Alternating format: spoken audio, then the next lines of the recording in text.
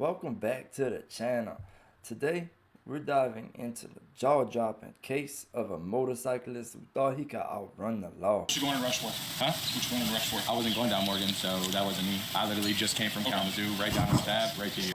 But spoiler alert, it didn't end well, you know what I mean? So it's all on video. So if it wasn't you, great. If it was, we're gonna figure it out pretty quick. But stick around because we're gonna unpack the footage and we're gonna break it down, the officer's sharp instincts and all that, and call out where things went wrong. Let's get into it. June 6, 2024, an officer from the Battle Creek Police Department in Michigan witnessed a motorcyclist run a red light. According to the police report, the officer quickly noted a white male suspect with a red beard, driving a black motorcycle with red and white shoes and no helmet. After taking the turn to initiate a traffic stop, the officer also noticed the license plate of the motorcycle was obscured. According to the police report, the motorcycle exceeded 80 miles an hour in a 30-mile-an-hour zone. Right off the bat, we got a red light runner who's testing his limits with the law, and not just with their speed. The officer's quick observation and everything of the obscure license plate and everything is a perfect example of how details matter. This guy already set himself up for trouble. After quickly calling off the pursuit, the officer requested assistance from other officials in the area. Now I gotta say, the officer made a wise decision here. High-speed chases in residential areas can put so many lives at risk, and you can see how quickly they pivoted to teamwork instead, you know. But so that's like A+ decision making right here. In less than 10 minutes, another officer found a motorcycle that fit the description parked on a sidewalk still running. Here's where things get really interesting. The suspect's bike is still running. Talk about suspicious. At this point, I think we all know this guy's not fooling anyone. But his attempt at playing innocent, that's coming up. Were you just riding down Morgan Road at all? No. Okay. Is this your bike? Yeah, this is my bike. Okay. It is. I think he's still in it, maybe. Are you doing my keys in it? He just had a bike that looks just like that bike take off from him. Nope. So. I just rode from Kalamazoo. I was wearing this exact outfit. I've probably been here like 20-30 minutes. Okay. I'm not trying to say it was you or whatever. We're just investigating that. Yeah, I ain't been down Morgan at all today. Here comes the classic deny defense. But let's be real, matching the description and parking the still running bike nearby, that's like leaving your name at a scene of a crime.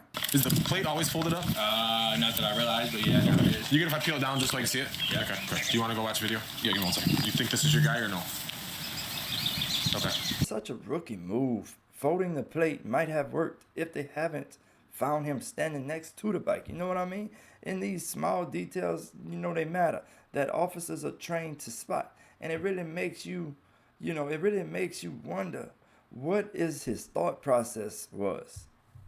And here's the nail in the coffin. The video footage doesn't lie.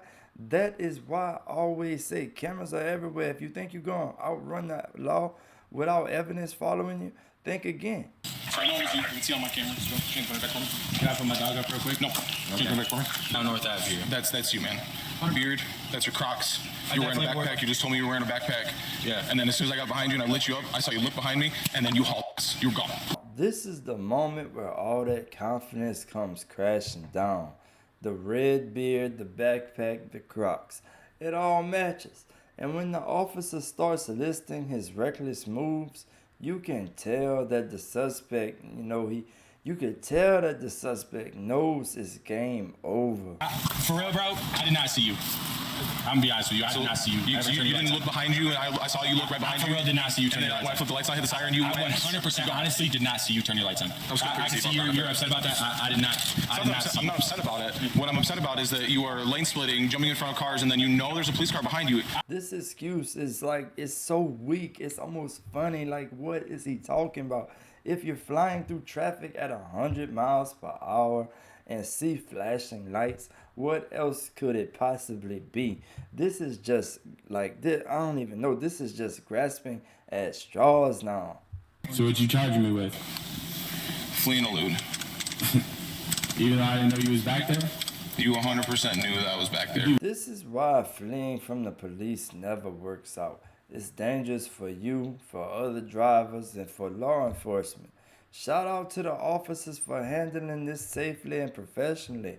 This could have ended in a much worse way. After his arrest, the suspect was charged with 1 count of felony fleeing and eluding and 1 count of misdemeanor reckless driving. He was held on a $500 bond. The bond was paid 6 days later for his temporary release. According to Michigan court websites, he appears to have taken a plea deal. His felony fleeing charge was dismissed, and he pled guilty to reckless driving. He must pay court fines and fees totaling up to $715. He has a review hearing on January 27th, 2025, indicating he is likely serving some sort of probation or community service for the crime.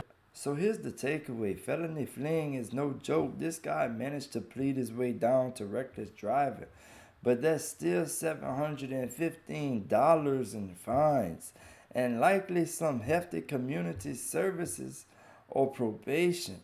Actions have consequences, folks. You know, as you've seen, you know, the way he drove and everything that had consequences. I'd like to thank everyone for watching. Let me know in the comments, do you think the suspect deserved the plea deal, or should the original charges have stuck? And if you enjoyed this breakdown, don't forget to like and subscribe and hit the bell if you can. And don't miss out on our next deep dive. Catch you in the next one.